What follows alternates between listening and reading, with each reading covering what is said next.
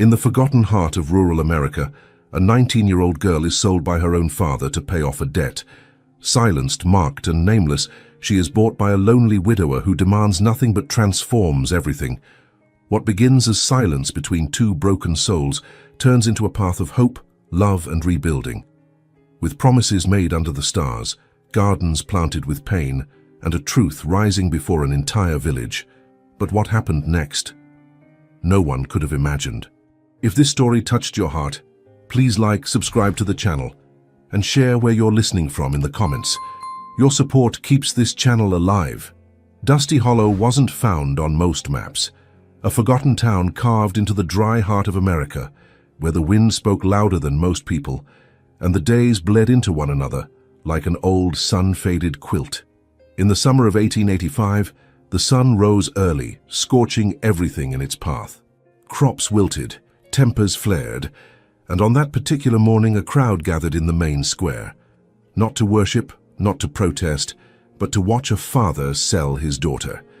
She stood on a makeshift platform, an old cart with splintered boards and rusted wheels, wearing a tattered dress that once held dreams stitched into its hem. Now it clung to her frame like surrender. Her name was Clara May Hastings. Just 19. Her eyes were downcast, her hands folded in front of her as if still praying for something that would never come. A thin scar curved along her left cheek, barely visible unless the light hit it just right. The kind of scar people didn't ask about. Around her, the townsfolk whispered. Some leaned in with morbid curiosity. Others turned away, ashamed to be there but unable to leave. A child clutched her mother's skirts, whispering, "Mama, why is that girl standing there?" The mother didn't answer. No one did. Beside Clara stood her father, Samuel Hastings, once a man of modest dignity, now a hollow figure soaked in whiskey and regret. His boots were caked with dry mud, his shirt stained from too many spilled bottles. $10, he shouted, voice cracking like a whip. She's strong, quiet, good with chores. $10 to start. No one moved. Clara didn't flinch. She had known this was coming. For weeks she had heard the arguments behind closed doors, seen the desperation in his eyes. He owed money. And she, by unfortunate design, had become his last bargaining chip. $8! A voice jeered from the crowd, followed by laughter. Samuel's face darkened. $10, she's worth every penny! But the crowd wasn't buying dignity that day. A man coughed. A woman shook her head. The silence between the mocking bids grew thick, like dust clinging to their throats. Clara stood motionless, her mind drifting far from the square to a childhood memory of her mother's humming, of sweet lavender tucked beneath her pillow. It was the only soft thing she could cling to. Then a voice from the back, low, even, unshaken. $50. It wasn't shouted. It didn't need to be. The words carried with them a weight that settled over the square like an evening storm. Heads turned. Conversations died mid-sentence. He stood alone, leaning slightly on the wooden railing of the blacksmith's shop. A grey hat shaded his face, but the lines around his mouth and the stillness in his eyes told more stories than any words could. Jonathan Walker, a widower. A rancher from the far edge of Dusty Hollow, where the land met the sky and nothing else. No one knew much about him, only that he lived alone on a piece of land called Silver Creek. They said he spoke to no one, carried the grief of a lost wife, and never came to town unless it was necessary. Samuel blinked, unsure if he'd heard correctly. 50. Jonathan nodded once. Nothing more. The crowd shifted. Whispers flew. $50 was more than anyone in that square had expected. Clara looked up, just briefly. Her eyes met his, and something passed between them. Not hope, not fear, but something heavier. Recognition, maybe. He didn't leer at her like the others had. He didn't pity her either. His gaze was steady. Quiet, like a door left slightly ajar. Sold, Samuel muttered. Greed barely hidden beneath his relief. Jonathan didn't approach with haste. He walked slowly, boots crunching over gravel, until he reached the platform. He extended a hand, palm up. Clara hesitated. Her fingers twitched, uncertain whether to retreat or reach out. But the wind shifted, carrying the scent of leather, pine, and something oddly grounding. She placed her hand in his. He helped her down. Not dragging, not pushing, just guiding. It was the first time in years someone had touched her without cruelty or demand. He led her to his horse. Without speaking, he lifted her gently onto the saddle, then climbed behind her. No rope, no restraints, just silence and the long road ahead. The crowd parted. Some stared. Others turned away, ashamed. They rode in silence for a long while. The town disappeared behind them like a bad memory. The sun beat down, but there was a breeze coming off the hills that cooled Clara's neck. Her body was tense, but her mind wandered, counting birds in the sky, tracing shapes in the clouds, memorizing the rhythm of the horse's hooves. Silver Creek wasn't a place, it was a breath. A quiet piece of land nestled between dusty hills and a slow-moving stream. The ranch house was worn but clean, built with care and solitude. A barn stood to one side, its red paint faded by years of wind and sun. A tire swing hung from a tree near the porch, long forgotten. Jonathan dismounted first, then he turned to her. "Come on." His voice was calm, deeper than she expected. He reached up to help her down again, and she let him. There was no force, no command, just presence. He led her through a side door into the house. The air inside smelled of cedar and old books. Floorboards creaked beneath their feet. She noticed the simple things: a coat hanging neatly on the wall, a wooden table with one chair, a picture frame turned face down. He opened a door at the end of the hallway. Inside, a bed with a handmade quilt, a small dresser, a bowl and pitcher, and a narrow window letting in slivers of light. "This is your room," he said. "You'll be safe here." She turned toward him, but he was already stepping away. The door closed softly behind him. Clara sat on the bed.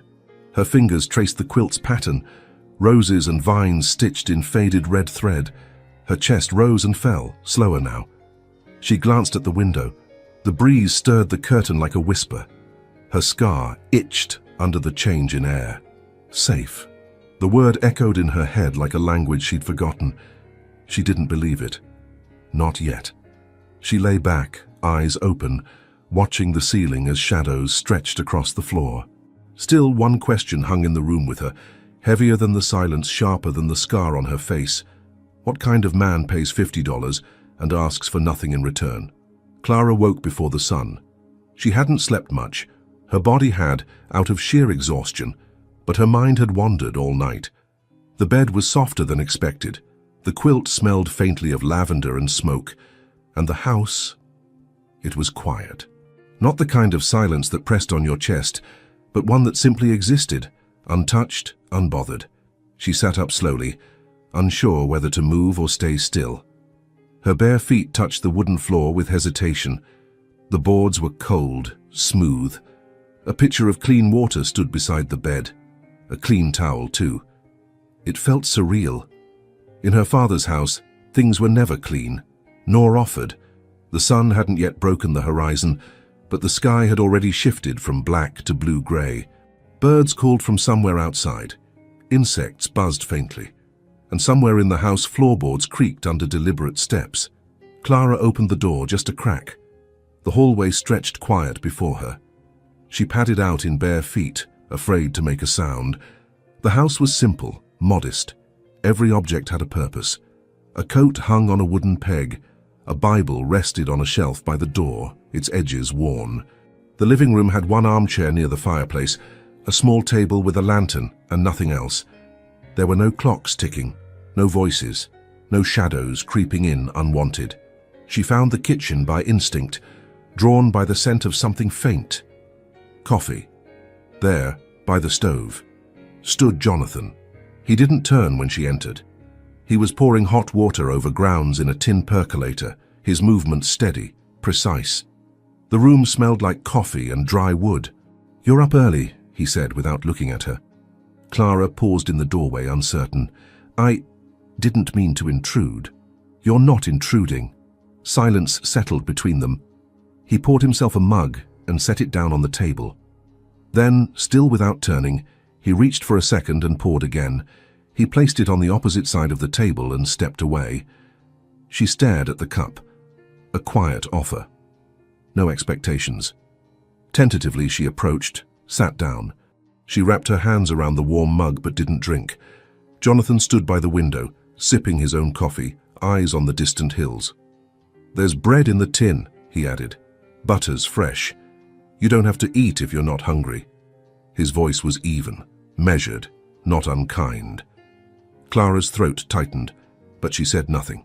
She took a bite of bread out of politeness, though her stomach was too knotted to hold much. After a few minutes, Jonathan turned. "I won't ask you anything you don't want to answer," he said. "Not about your father, not about what came before." Clara blinked. The words sat heavy in the air. They weren't comforting exactly, but they were something else, something close. He added, "You're not here to serve anyone. This isn't that kind of arrangement." She looked down at her lap. "You'll have your room, your space. You can stay as long as you want, or leave if you ever choose to." Clara dared to meet his eyes for the first time that morning. There was no agenda in his face, no hunger, no hidden smile. Just a man speaking plainly, perhaps even awkwardly.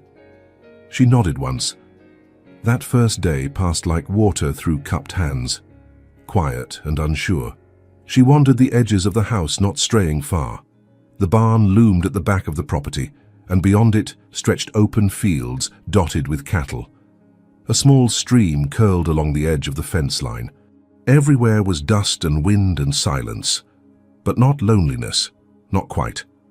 Jonathan spent most of the day tending to repairs, checking fences, fixing a hinge on the barn door, cleaning tools. He moved with the kind of rhythm that came from years of doing everything alone. He didn't ask for help, didn't expect her to follow. But once, when she lingered near the garden, he looked up and said, "You can walk wherever you like. Nothing here is off limits." By nightfall, Clara had swept the front porch, not because anyone asked, just because it gave her hands something to do. She peeled vegetables, fed the chickens, washed the cup she drank from.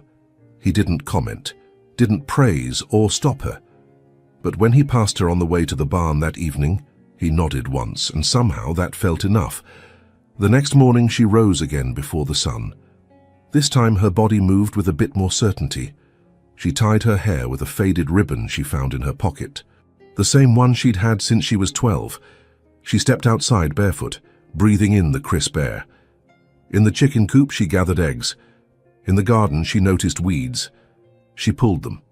When she returned, Jonathan was already inside, drinking his coffee.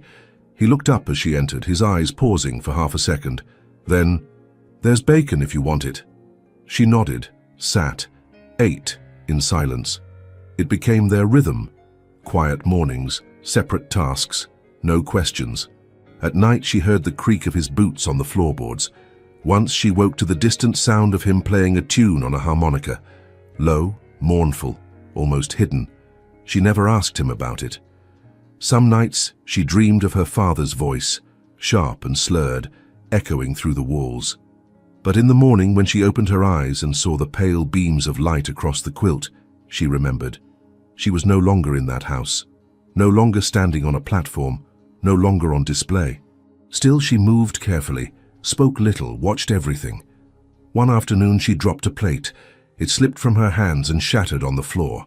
Her breath caught. Her heart raced. Instinct made her freeze. Footsteps. Jonathan entered the kitchen. His eyes moved from her to the broken plate. She didn't move, didn't speak. She waited, for yelling, for judgment, for punishment. But Jonathan only bent down and gathered the shards in silence. He retrieved a broom, handed it to her gently. "It's just a plate," he said. Then he left. Clara stood still, staring at the door he had walked through. Something cracked, but not the plate. Something inside her. The days passed in soft echoes, each one folding gently into the next. Clara moved through the house like a shadow, quiet, watchful, never assuming too much space. She spoke little, ate little, and still woke before the sun, performing small tasks around the ranch that no one asked her to do. Not out of obligation, but out of habit, as if silence was her currency, and usefulness the only shield she knew. Jonathan kept his distance. He rose early too, often before her, and spent most of his time working on the land. He returned late, with dirt under his fingernails and the scent of hay clinging to his shirt. At night he rarely said more than a handful of words, but his presence never felt dangerous, just distant, self-contained, like a house with all the doors locked, not to keep anyone in, but to keep something broken from leaking out. They shared meals in silence, not cold silence, but one padded by mutual restraint. Clara was used to silence that punished. This was something else entirely, a silence that waited instead of wounded. One evening, while sweeping the kitchen floor, Clara accidentally nudged a tin cup off the table. It hit the wooden floor with a loud clatter and rolled into the wall. She flinched hard, her body tensing out of reflex, expecting a voice to rise, a hand to snap through the air, but nothing came. From the barn, she heard only the usual sound of tools clinking. No heavy boots stomping toward her. No barked orders. Still, her heart didn't calm easily. She knelt down to pick up the cup and placed it back on the table, her hands trembling faintly. The next morning it happened again. Worse this time. She was drying the dishes after breakfast, stacking them carefully when one plate slipped from her damp fingers and crashed onto the floor. The sound of shattering china echoed through the kitchen like gunfire. Sharp and immediate. Clara froze. Her breath caught in her throat. Her palms began to sweat. She stood motionless, surrounded by porcelain shards, unable to look away. She waited. Waited for something she couldn't name. A shout, a hand, the crash of boots.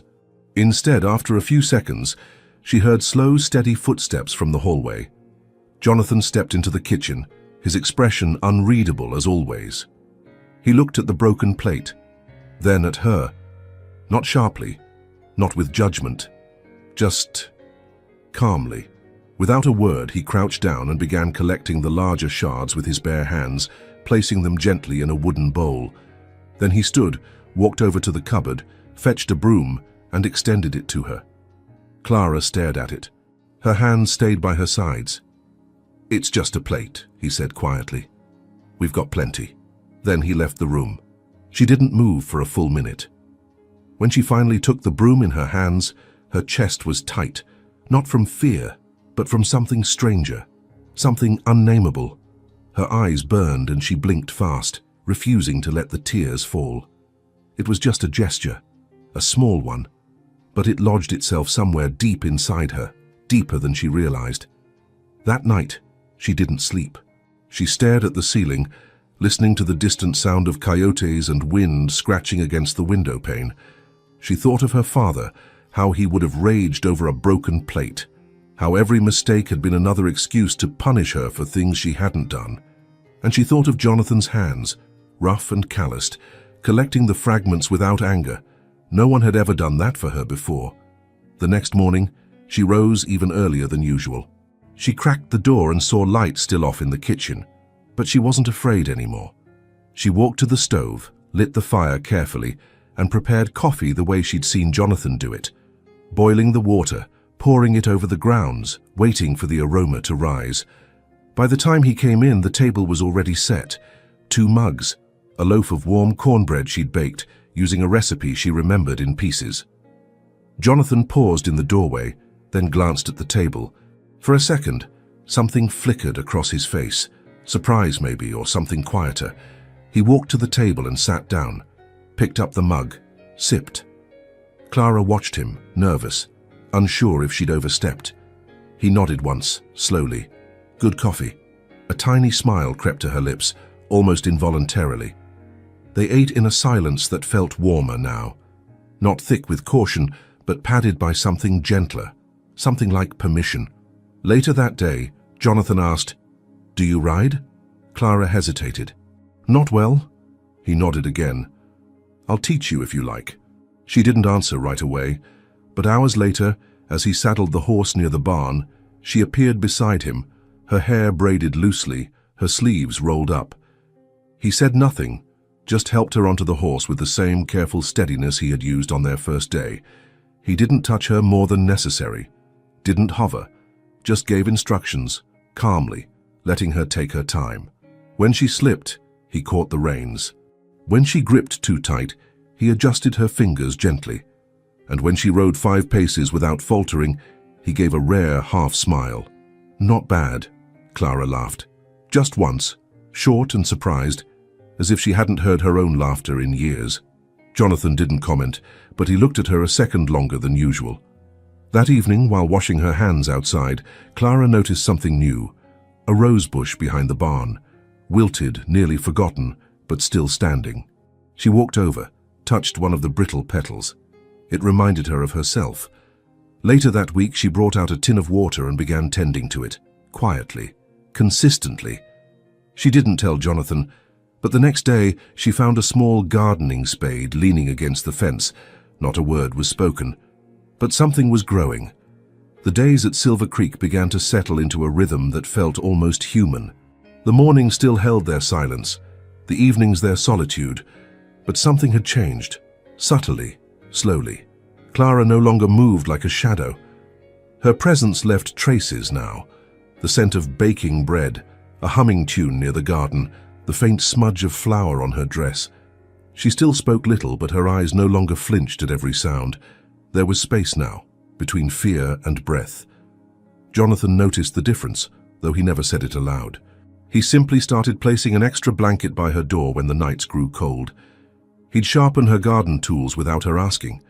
And sometimes, when the work was done, he'd sit near the porch with her, watching the sky turn copper and lavender, their silence less like a wall and more like shared shelter. But peace, as always, was a fragile thing. It was a Tuesday morning when it cracked. Clara had gone into Dusty Hollow alone for the first time since the auction. It had taken her weeks to build up the courage, and even longer to convince Jonathan she could handle it. He didn't stop her. He only said, "Don't linger." She wore a soft cotton dress, mended at the hem, and carried a small basket with eggs and herbs. She kept her head low as she walked through town, ignoring the murmurs, the stares. Some recognized her, most pretended not to. Only one old woman offered a nod, and Clara returned it, grateful. She'd just stepped out of the general store when she heard the voice. Well, look what the wind dragged back." The words dropped like stones at her feet. She turned. There he was, Raymond Sullivan. Older than she remembered, but no less terrifying. His face had deepened into hard lines like weathered leather, and his eyes, small, calculating, still held that glint of ownership. He wore a dark coat that didn't belong to the season, and a grin that didn't belong to any decent man. Clara froze. Raymond stepped closer, his boots slow and deliberate on the dusty ground. "Didn't expect to see you walking free, Clara. Thought you'd be halfway to nowhere by now, or buried under that pretty little garden you like so much." Her throat closed. He leaned in. "You remember what your daddy signed, don't you? That paper? You were never his to give away, girl. You were mine. Still are." The basket slipped from her fingers, eggs shattering across the road. Raymond didn't flinch. "How you've been hiding behind a man who don't know the law," he said, voice like gravel soaked in spite. "But I do, and I've come to collect what's owed." Clara stepped back, breath ragged. But Raymond didn't touch her. Not yet. He simply tipped his hat mockingly and walked away, his boots leaving dusty scars on the road. She didn't remember walking home. She didn't remember the path or the trees or the sound of birds overhead, only the cold creeping through her spine. The return of that old paralyzing fear. When Jonathan saw her ride into the yard, pale and shaking, he knew. He didn't ask what happened. He simply helped her off the horse and sat her down on the porch. She didn't speak, just stared at her hands as they trembled. He went inside, fetched a blanket, draped it around her shoulders, then sat beside her. "Who?" he asked quietly. She swallowed hard. "Raymond Sullivan." His jaw clenched. "He says he has papers from my father." Jonathan nodded once. He didn't speak for a long time, then, "He won't come here." Clara looked at him. "You don't know him." "I don't need to." That night, neither of them slept. Jonathan paced. Clara sat by the window, watching the wind toss the trees like they might pull themselves from the earth. She remembered Raymond too well, the way he used to visit their home when her father was gone, the way he spoke to her, slow, slimy, as if he already owned her. He'd called her investment, collateral.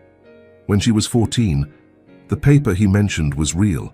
She'd seen it once, a crude contract scribbled in whiskey-stained ink, her name written in block letters like a brand.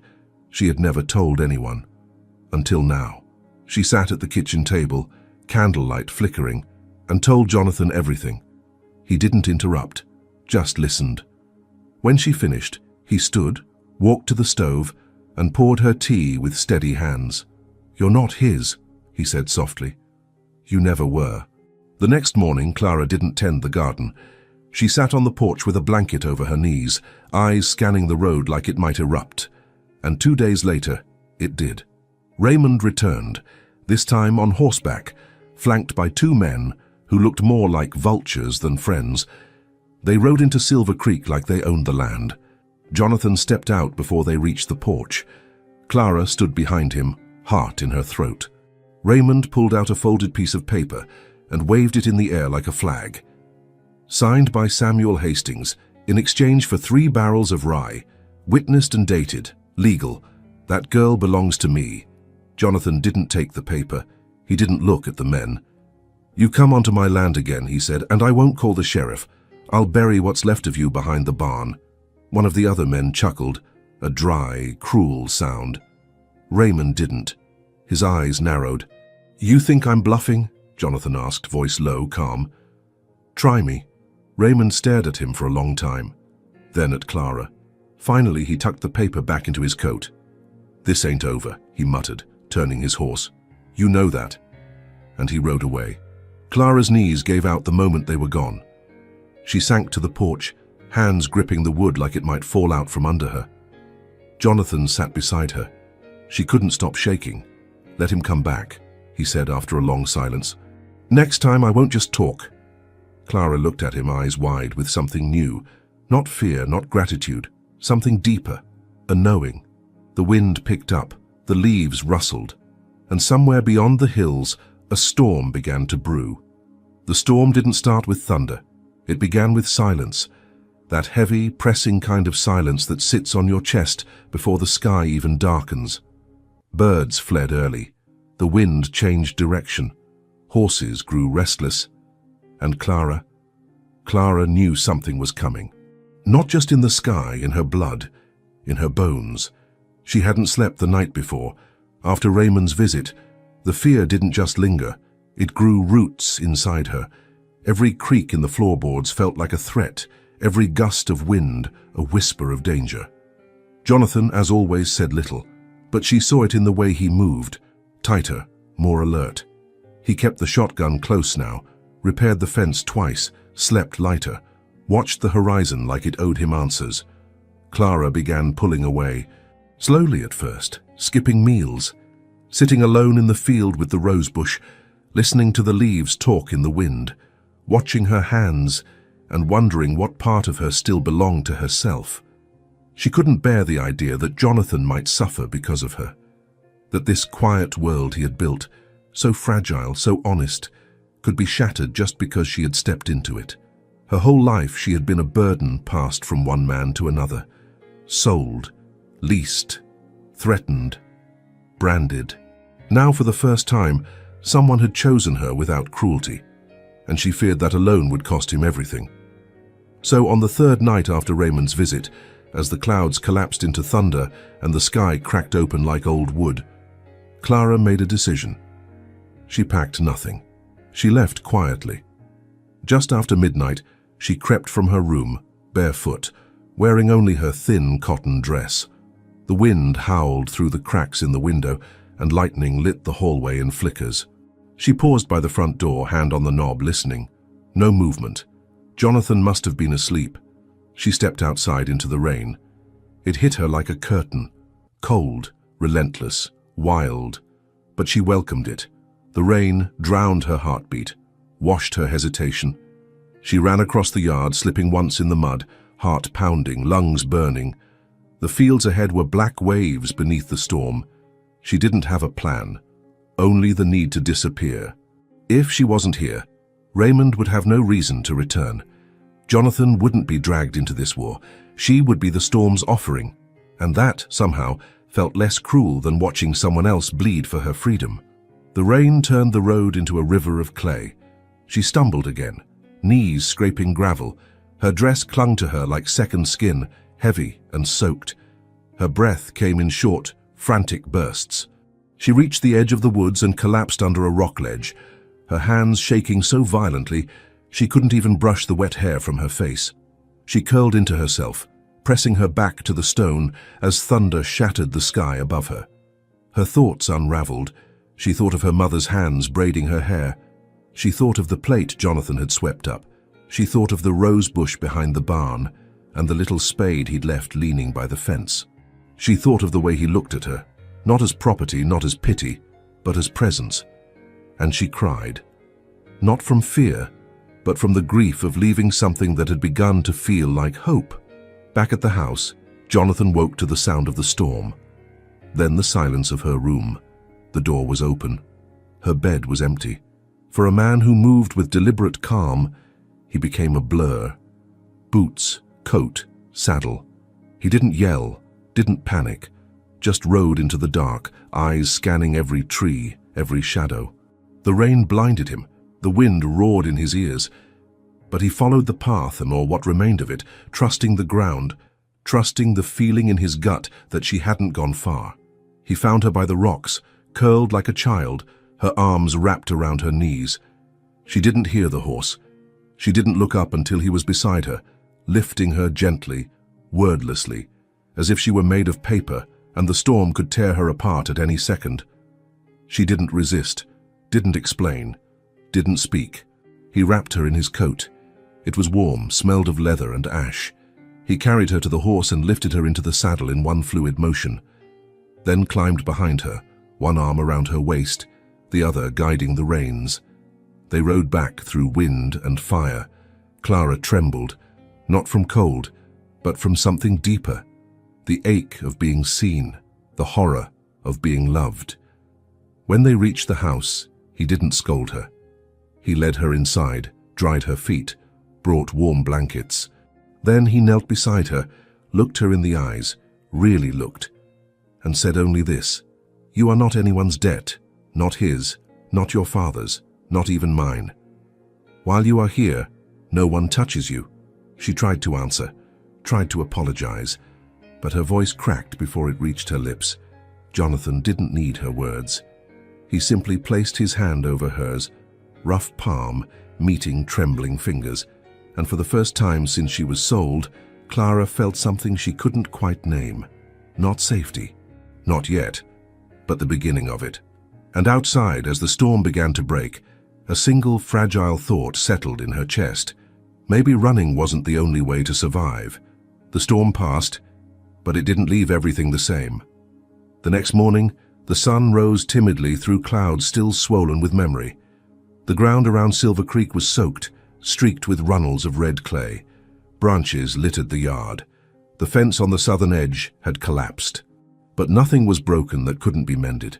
The house stood, the barn stood, and inside Clara May Hastings sat beside the window, wrapped in a blanket, watching the mist rise off the fields like smoke from an old wound. She hadn't spoken much since Jonathan brought her back, but her silence had changed. It wasn't a silence of fear anymore. It was the quiet that comes after tears, after a storm, the kind of silence that says, "I'm still here." Jonathan didn't press her. He never did. He fixed the fence, fed the livestock, went about the day as if it were any other. But she knew he was watching, not with suspicion, with care. A quiet sort of readiness that said, "You don't have to tell me what hurts for me to know you're healing." That afternoon, Clara stood in the backyard near the barn, her arms wrapped around herself, staring at the patch of earth behind the stable. It was nothing more than a mess of mud and weeds, but her eyes lingered there, like she could see something no one else could.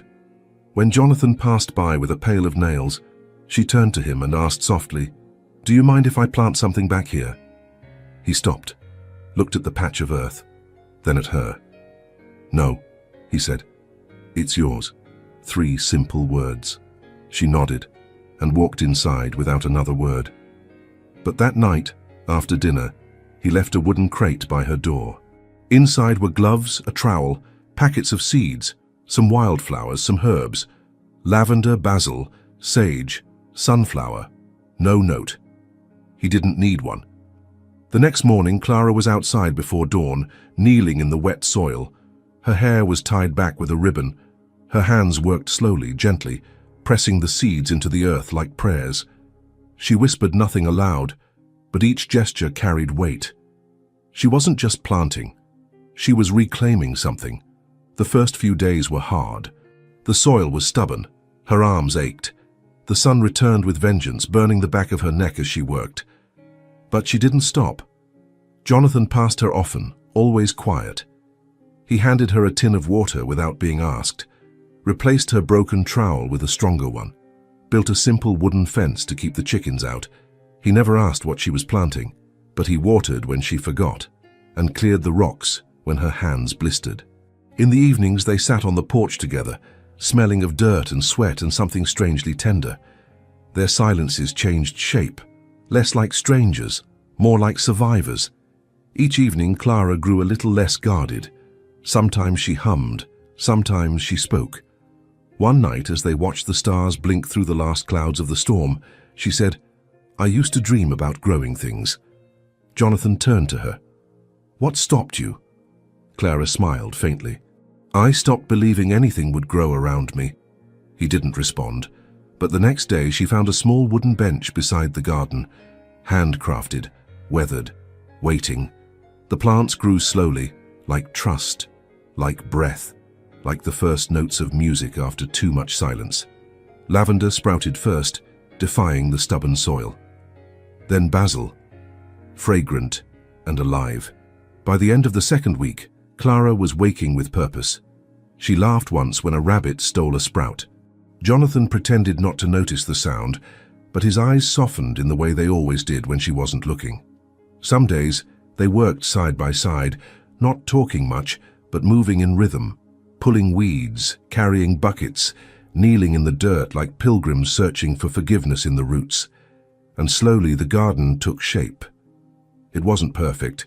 Some rows were crooked, some seeds didn't sprout, but it was real. It was hers. And as the blossoms opened, Clara began to feel something she hadn't dared name in years: belonging. One afternoon, she found Jonathan staring at the sky, his hand resting on a fence post. His eyes weren't angry or distant, just far away. She approached, brushing dirt from her apron. "What are you thinking about?" He looked at her, surprised by the question. Then, "Nothing in particular." She tilted her head. "I don't believe that." He smiled, a real one this time, small but deep. "I was thinking, it's been a long time since this place felt alive." Clara looked around, at the flowers blooming near the barn, the soft hum of bees returning, the way the wind moved through the tall grass like a hymn. "Maybe it needed to be broken before it could breathe again," she said. Jonathan nodded. That night they shared bread baked with herbs from the garden. They didn't speak about Raymond, or her father, or the scars she still hid beneath her sleeves. But the silence between them was full of light. After dinner, she walked barefoot into the garden, standing still beneath the moonlight. Her hands brushed the lavender, and a breeze moved the leaves gently, like the earth itself exhaled. Jonathan watched from the porch. He didn't say a word. But in that moment, Clara knew. Not just that she was safe. She was beginning again, and maybe, just maybe, she wasn't alone in it. The letter arrived in a plain, weather-worn envelope, slipped beneath the kitchen door one quiet morning. There was no return address, no seal, just Clara's name in a wavering hand, like someone had written it through a trembling memory. She found it while sweeping the floor, the broom's bristles catching on the paper. At first, she didn't recognize the handwriting. Then her chest tightened. It had been nearly 10 years since she'd seen it. Her mother's script. Margaret Hastings. The name alone was enough to make her palms go cold. She held the letter like it might vanish, like it was a ghost. Jonathan, sensing the shift in her breathing, looked up from the firewood he was stacking. "You all right?" She nodded. "It's from someone I used to know." He didn't press. He never did. Just gave a slight nod and stepped outside to give her space. Clara sat at the table and opened the envelope. Inside was a single page. The ink was uneven, smudged in places. The words scratched like they'd been pulled from someone who wasn't sure they had the right to speak. "My dearest Clara, I don't know if you'll read this or burn it. I wouldn't blame you either way. I haven't earned the right to ask for anything. But if this letter reaches you, it means I'm still here, still breathing, still hoping. They tell me I don't have much time. That's not why I'm writing. I'm writing because there are things I should have said long ago and I never did. I left because I was afraid. Not of you, never of you, of him, of what I was becoming. I should have taken you with me. I should have fought harder. I should have done everything differently. I never stopped thinking about you, never. I am at St. Augustine Rest Home, room 12. If you choose to come, I will wait. If you don't, I'll understand. All my love." Margaret Clara read the letter twice, then a third time. The words didn't sting like she expected. They didn't soothe either. They just hung in the air, sharp and soft all at once. Her mother, the woman who vanished one night without a goodbye, who let Clara face Samuel alone, let the darkness take root in every corner of their home, wanted to speak now? Clara folded the letter carefully and placed it in the drawer. She didn't speak of it for 3 days, but the weight of it followed her, into the garden, the kitchen, even into her sleep. She'd dream of Margaret's voice, not the real one, but how it used to sound when she whispered lullabies through locked doors. Finally, on the 4th morning, she told Jonathan. He didn't ask why she hadn't said anything sooner. He didn't ask if she planned to go. He just said, "I'll drive you there." They borrowed a neighbor's cart and took the road east. The journey to St. Augustine took nearly half a day. The fields gave way to woods, then to a town Clara had only seen once before, a blur of white buildings and cobblestone streets.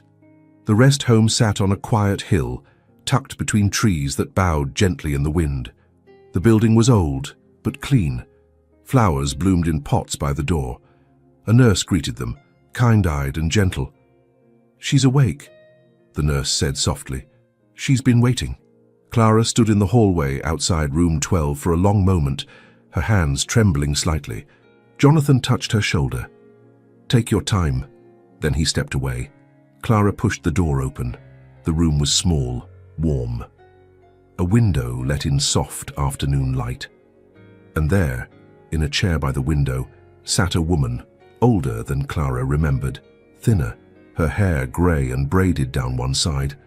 Margaret turned slowly. Her eyes widened. She didn't rise, didn't speak right away. She simply stared, like she was afraid that if she blinked, the moment would disappear. Clara stepped inside, closed the door behind her. Neither spoke for several seconds. Then Margaret's voice, hoarse-low, broke the air. "You came." Clara nodded once. Her voice, when it came, was quiet. "You sent a letter. I read it." Margaret's hands shook in her lap. "I didn't know if it would reach you." It did. More silence. Heavy, but not angry, just unresolved. "I'm sorry," Margaret said, tears filling her eyes. "For everything. I was weak. I was broken. I thought leaving was saving you." Clara sat across from her. "You didn't save me. You left me with him." Margaret covered her mouth with one hand. A sob escaped before she could swallow it. "I know," she whispered. "I see your face in every dream, every nightmare. I wanted to come back so many times, but shame is a heavy anchor." Clara looked out the window. The trees swayed, sunlight slipping through their leaves like forgiveness waiting to fall. "I didn't come here for you," she said softly. Margaret looked up, startled. "I came for me." Her voice didn't tremble. "I needed to see your eyes and know that your absence wasn't my fault, that I didn't drive you away, that the silence wasn't because I wasn't worth staying for." Margaret wept openly now, her hands clutching her lap like they might anchor her to the moment. "I was a child," Clara said, voice steady, "and you were the only one who could have stopped him." "I failed you," Margaret whispered. Clara nodded. "Yes, you did." They sat in silence for a long time after that. The light shifted. The wind moved through the trees like an old hymn. Eventually, Margaret said, "You don't have to forgive me."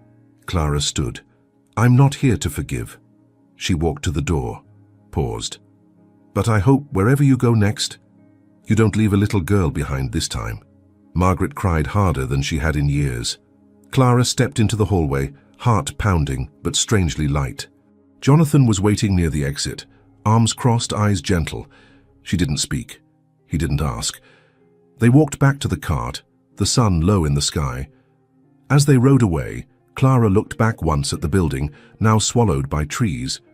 She didn't feel healed, but she felt whole, and maybe that was enough for now. Dusty Hollow hadn't changed much since the day Clara was auctioned in its sunburned square. The same cracked bricks lined the storefronts. The same rusted wind chimes clinked outside the general store. The same whispers drifted on the air like dust. But something in Clara had changed. It had been nearly 3 months since she last set foot in the village. 3 months of rebuilding, healing, breathing. The garden behind the barn now bloomed with color. Jonathan's eyes had softened around the edges. Her voice, once locked inside her chest, now slipped out in quiet sentences and full thoughts. She still moved carefully through the world, but she no longer moved afraid. So when the letter arrived by courier, stamped with a sheriff's mark, summoning Jonathan to town for a formal dispute over the ownership of property once transferred by legal agreement, Clara didn't let him go alone. "This is mine to face," she said. Jonathan didn't argue. The morning was hot, even by Dusty Hollow's dry standards. The sun bore down hard as they rode together into the square. Clara wore a simple cotton dress, her hair braided loosely down her back. No jewelry, no hat, only the scar on her cheek visible beneath the sunlight. A crowd had already gathered. Raymond Sullivan stood smug and tall near the well, his coat crisp, his boots polished. In his hands, the folded paper he claimed as proof of ownership. Beside him stood 2 officials from the county, men who didn't know Clara, who didn't know her story. They only knew contracts. Jonathan stood to her right, silent and steady. Clara could feel his calm like a wall behind her back, but she didn't lean on it. The sheriff, a broad-shouldered man named Dellard, whom Clara remembered from her childhood, called for order. "We're here on account of a disputed contract," he said. "Claimant Mr. Sullivan has brought forth a signed agreement dated 3 years back between himself and Mr. Samuel Hastings, which, by the letter of the law, names Ms. Clara May as—" "Don't say it," Jonathan warned sharply. Dellard paused. Raymond smirked. "Say it or don't. The paper says what it says. She was exchanged in settlement of a debt. I'm just here to collect." Murmurs broke out in the crowd. Some gasped. Others stared at Clara with wide eyes, unsure what to believe. Clara stepped forward. Her hands trembled, but only slightly. She looked first at Dellard, then at the paper in Raymond's hands, then finally at the crowd she once feared. "I was 16, she said clearly, "when my father sold me." The square went quiet. I was 16, no voice, no say, just fear. She paused, scanning the faces. "I lived in a house where silence kept me alive, where doors stayed closed, where every kindness had a price." People began to shift uncomfortably now. Eyes dropped. Some women covered their mouths. "That paper," she continued, nodding at Raymond's hand, "is real. I won't lie about that, but so are my hands, my breath, my voice." She took a step closer. "I am not a goat, not a cow, not a sack of grain. I am not property. I am not anyone's settlement." Raymond rolled his eyes. "You're being dramatic." "No," she said. "I'm being heard." Another murmur rippled through the crowd, but this one sounded different, supportive, restless. Clara turned to Dellard. "Tell me, Sheriff, would you hand your daughter over to a man with a contract like that?"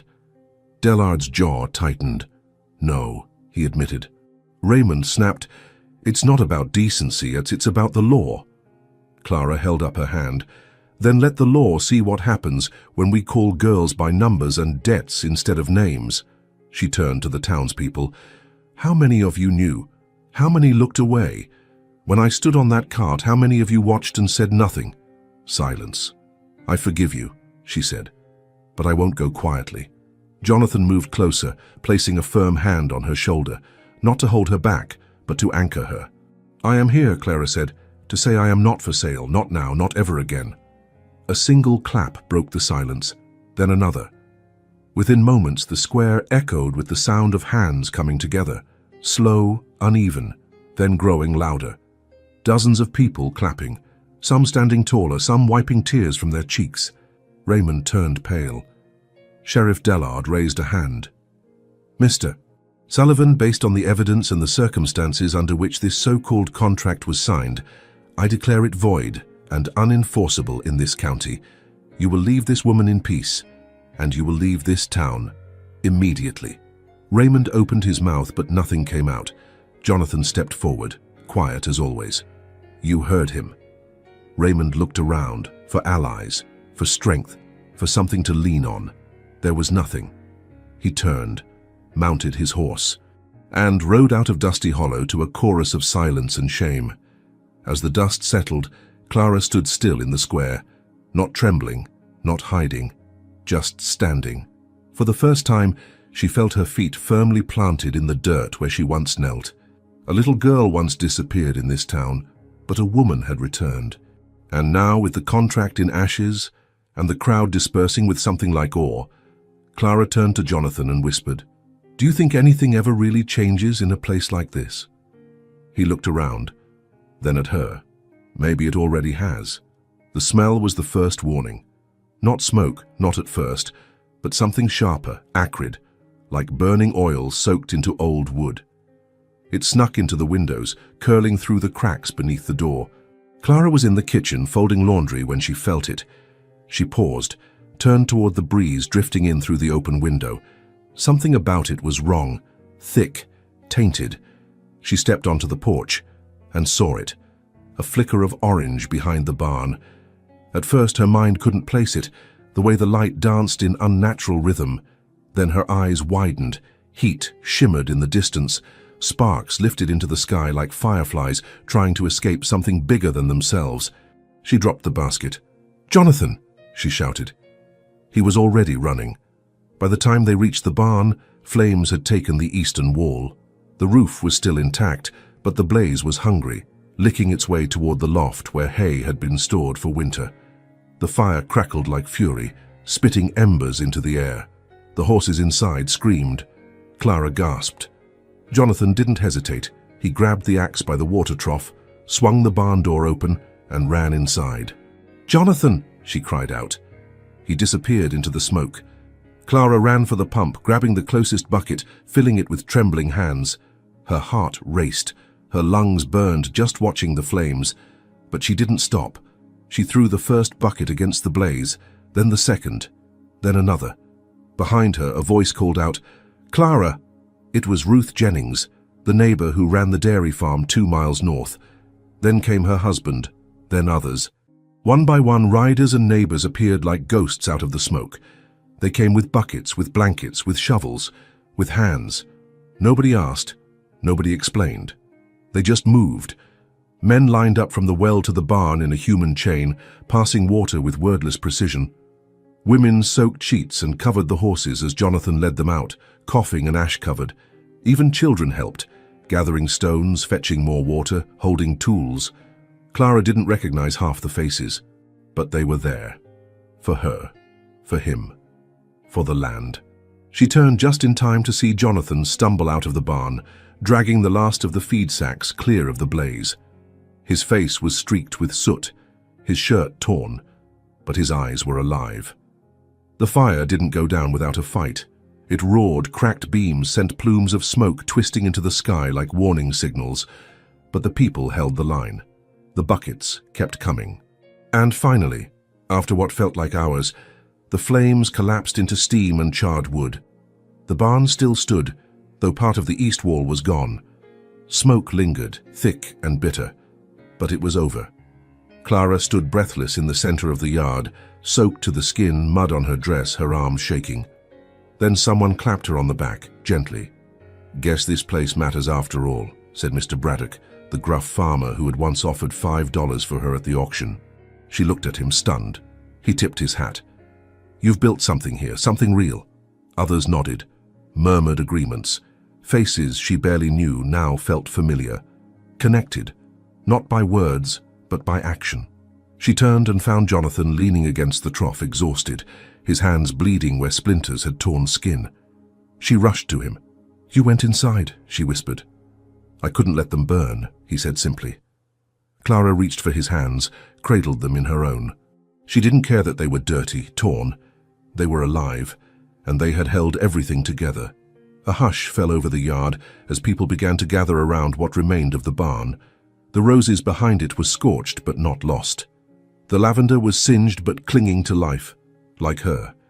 Sheriff Dellard arrived last, out of breath, horse still saddled. "Raymond?" Clara asked before he could speak. He nodded grimly.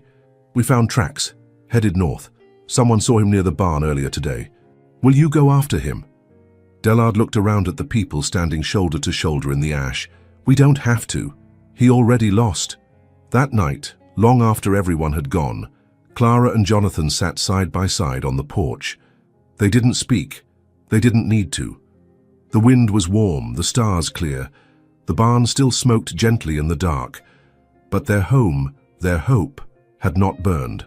And as Clara rested her head against Jonathan's shoulder, eyes heavy with exhaustion, one quiet truth settled into the space between them.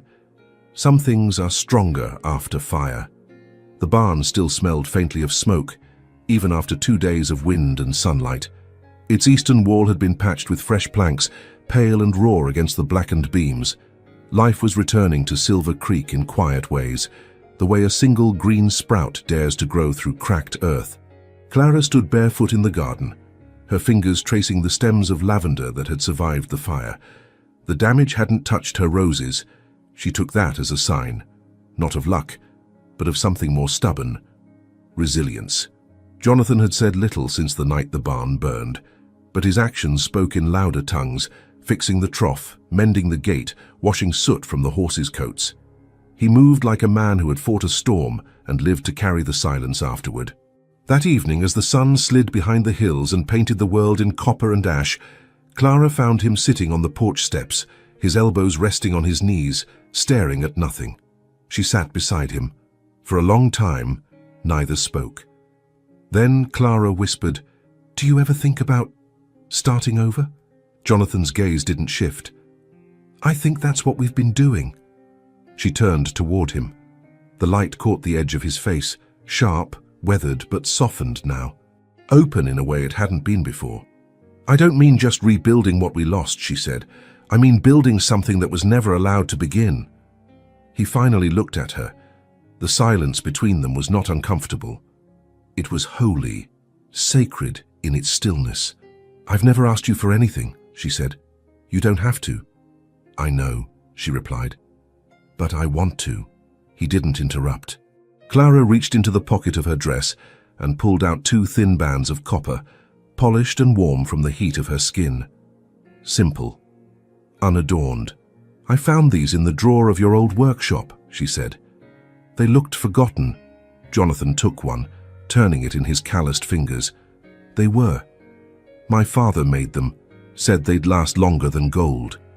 Clara offered a faint smile. "Then they'll do." He blinked, slowly. "You sure?" She nodded. "No preacher," he said. "No paper. No chains," she added.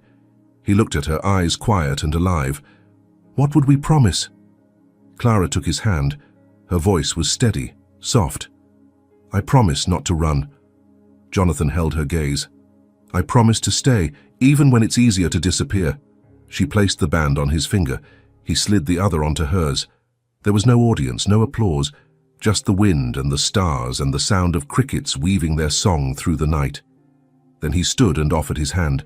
She followed him through the pasture, past the barn, through the tall grass that brushed their legs like silk. They stopped in the clearing where the sky opened wide, an ocean of dark velvet, dusted with silver light.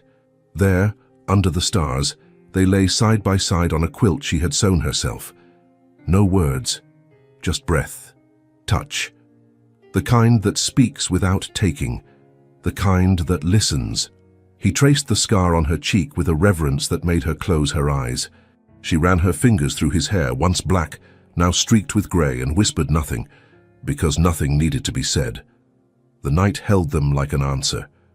There was no hunger in their touch, no urgency, just presence, just promise. They didn't speak of the past. They didn't speak of what might come, only of this, the now. The moment when two people, battered and whole in the same breath, chose each other without permission from the world. When dawn broke, the sky was pink and gold. The first bird called. The earth was damp with dew. Jonathan was already awake, watching her. She opened her eyes, sleepy but smiling. He touched the copper ring on her finger. "Still there," he said. "So am I," she replied. They walked back hand in hand, barefoot through the morning mist. They didn't need vows etched in stone. They were etched in soil, in ash, in skin. And as the sun rose behind them, Clara knew what had begun in silence would now grow in truth. Years passed in the quiet way they do when a place becomes home. Silver Creek, once a stretch of wounded earth and silence, was now filled with motion, with noise, with life. What had once been a refuge for two became a hearth for many. Clara stood at the doorway of the house one golden morning, a child on her hip, another tugging at her apron, and a third running barefoot through the yard, chasing chickens with a stick and a war cry only he understood. Her hair was loose, streaked with sunshine. The lines around her eyes were deeper now, not from worry but from smiling. The house had grown. Jonathan had added a second room, then a third. Clara had turned the old storage room into a library, or what she liked to call a dream room filled with shelves, paper and soft light. The garden had tripled in size, now holding not just lavender and basil, but tomatoes, squash, and even strawberries in spring. And the people came. It started with one girl, 12, shy from a farm up the road, whose parents wanted her to learn to read. Clara taught her on Sundays under the sycamore. Then came 2 boys, then 5 more. Soon, families were sending their children to Silver Creek, not just for letters and numbers, but for something harder to name: safety, presence, trust. Clara taught reading, writing, a little history. She told stories, showed them how to plant seeds and care for things that could not speak. The children listened. They always listened. Perhaps because Clara never raised her voice, and they could feel in her silences that she had once been unheard.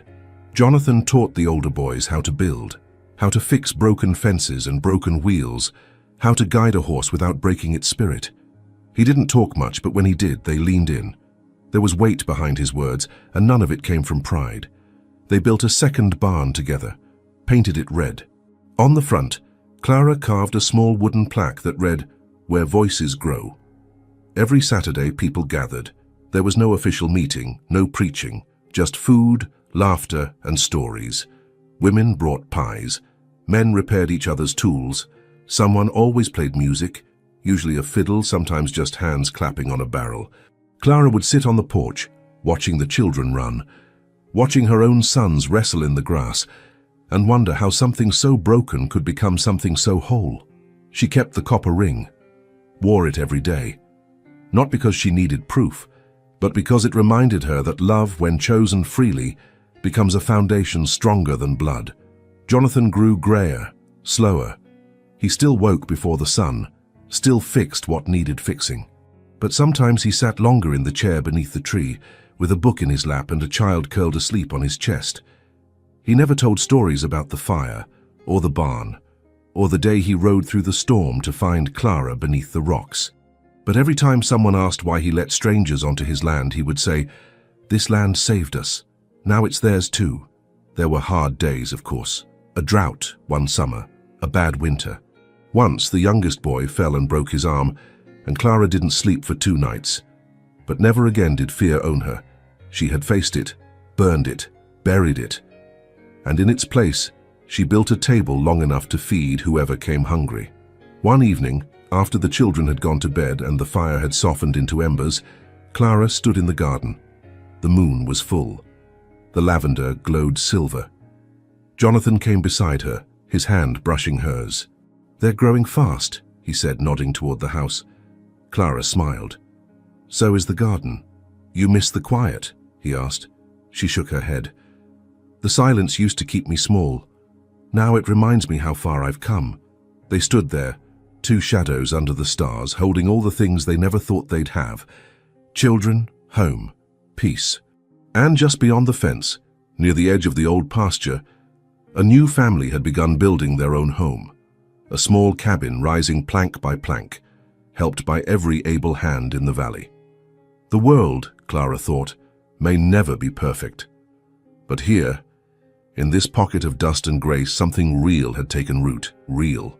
And tomorrow, when the sun rose, she'd teach the children a new story, not about kings or battles, but about a woman who once believed she was too broken to be chosen, and the man who never asked her to be anything but free. The day began like any other. Slow light spilling through the window, soft footsteps in the hallway, the distant laughter of children chasing each other barefoot across the porch. But Clara felt it before the sun even cleared the hills. Something in the air had shifted, not in the wind, not in the soil, inside her. The day before, her youngest son had asked a question. "Mama, who were you before you were ours?" She hadn't answered right away. How could she explain what it meant to have once been invisible? To have belonged to no one, not even herself? How could she describe a silence so thick it made her forget the sound of her own name? That night, she hadn't slept. She sat in the small room behind the garden, the one that used to be a storage shed and now held scraps of stories, dried herbs, and bits of cloth she collected over the years. And in the bottom drawer of the cedar chest, wrapped in brown paper and time, lay the dress, the one she had worn the day her father sold her, faded now, frayed at the sleeves. The seam along the side still held the threads of fear. She ran her hand across the fabric, remembering the weight of it on her body as she stood on that cart in the center of Dusty Hollow, remembering the way the dust rose with every breath she dared take, remembering how the crowd watched, not with cruelty, not with kindness, but with indifference. It was not a dress anymore. It was a grave, and it was time to bury it. She rose before dawn, wrapped the bundle in her arms, and stepped into the cold morning air. The stars were still visible, fading behind the veil of approaching light. She walked to the edge of the pasture where the fire pit sat, the same pit where neighbors once roasted corn during harvest feasts, where Jonathan told the boys how to read the wind, and where she taught the girls that a story once spoken can change everything. She placed the bundle on the dry wood, took a breath, and lit the match. The flame caught quickly. It climbed the cotton like memory, like grief, like release. Clara didn't cry. She stood there, arms crossed, the fire warming her cheeks as the fabric curled inward and turned to ash. In the smoke, she saw pieces of herself she no longer needed. The silence, the shame, the belief that she was only worth what someone else was willing to pay. She whispered into the wind, not a prayer but a truth. "I am not what was done to me." Behind her, the sun rose. Soft footsteps approached. Jonathan. He didn't speak, just stood beside her as the last threads vanished into smoke. Later that morning, she gathered the children in the shade of the sycamore. They sat cross-legged, dirt on their knees, leaves in their hair. She opened the book, not the one with kings and castles, but the one she had written herself. "Today," she said, "I'll tell you the story of a girl who was traded for $50. Their eyes widened. "But that's not where the story ends," she continued. "Because one day that girl planted a garden, and what she grew couldn't be sold, it couldn't be stolen, it could only be given." They leaned in, quiet now. She found a place where silence was no longer her enemy, where fire didn't destroy but refined, where love didn't come with a price. One of the children raised a hand. "Was it real?" Clara smiled. "It still is." That evening, she stood again by the garden, watching her sons chase fireflies, watching Jonathan teach a neighbor's boy how to mend a wheel, watching the world she once thought would never be hers unfold before her like a quilt stitched by steady hands. She touched the copper ring on her finger, not because she needed to remember the day they exchanged it, but because she could. The air was warm. The roses bloomed again. The barn still bore the scars of fire, but it stood strong just like her. And as the stars returned to the sky, Clara whispered to the earth beneath her feet, "Here, where I bled, I have bloomed. Here, where I was silenced, I found my voice. Here, where they tried to break me, I learned to love without fear." And far off in the distance, the wind carried her voice like seed across the valley. Not everyone heard it, but those who needed to did. She was auctioned off as if she were worth nothing, but she chose to bloom where she was wounded. Clara didn't rewrite the past, she turned it into roots. The ranch that once was solitude became a home. The hands that once trembled with fear now teach others to plant, read, and choose. Because sometimes the greatest revolution is born from the silence of those who dare to stay. If this story touched you, leave a like, subscribe to the channel, and share where you're listening from in the comments. Your support allows us to continue bringing stories like this.